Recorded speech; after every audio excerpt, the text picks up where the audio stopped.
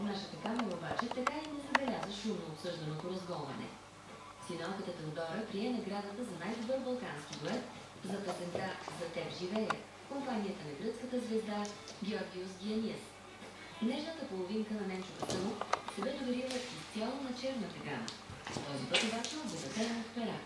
Дали бе вдъхновена от Натали Портман и образа и на черния лебед, така не стана ясно.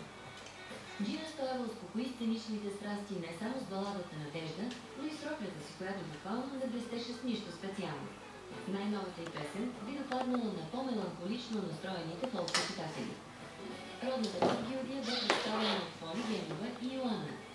Сякаш на инат, вокалистката от предаването на Марко Селски по "Нова" не представя да се появява облечена по един и същи начин.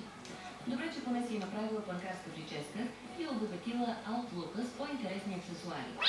Легендарната Есма Реджепова смени двойници, с които не е да остане незабелязана.